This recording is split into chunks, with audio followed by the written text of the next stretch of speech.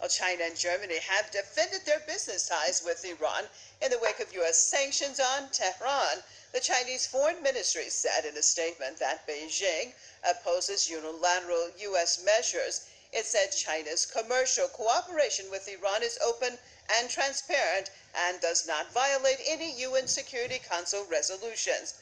The German government also said that U.S. sanctions violate international law. It said Germany expects the U.S. to consider European interests when coming up with such measures.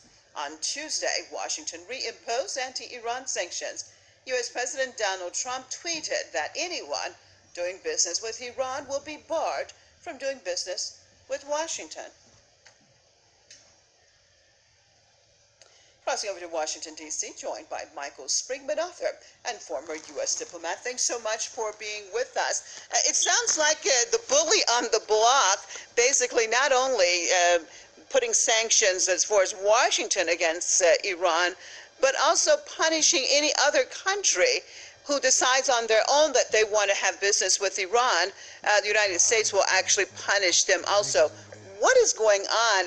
What has happened to international law? Well, the United States doesn't believe in international law. I think the United States believes in the only law extant is that what it can do and what it can get away with. I think the Germans are right in talking about the long-armed extraterritorial use of American sanctions, as do the Chinese when they say that we're open and transparent. And the way it works with the United States is that they have client states like Germany, to put it diplomatically, that will agree in one aspect and disagree in another. For example, the Europeans claim they're going to support the companies that might be damaged by American sanctions, yet Daimler-Benz is pulling out of Iran, and that's a good German company. Total, the French oil business is leaving, as is Renault, the car business.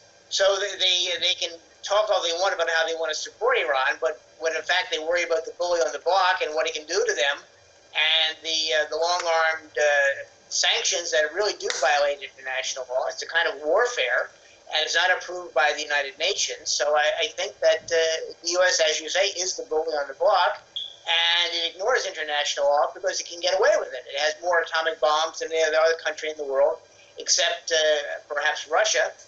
So that's the basis of it. The U.S. has great economic power, great military power, and will not hesitate to use it.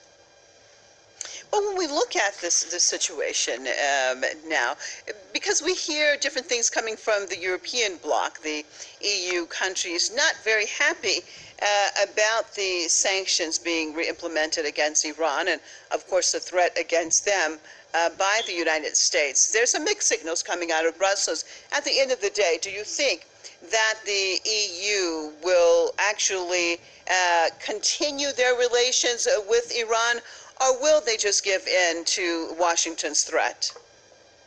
I would like to hope that they will not give in to Washington's threat, that they will continue to work with Iran in one fashion or another.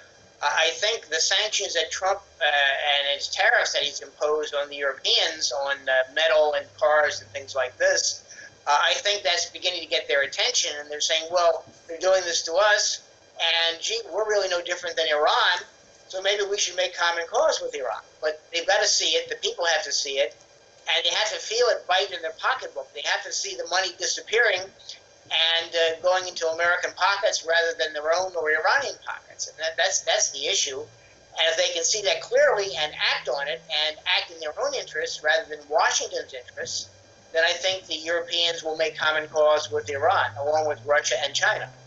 All right, we're definitely waiting to see what happens, keeping our eye on this, of course, very closely. Thanks so much for being with us out of Washington, D.C.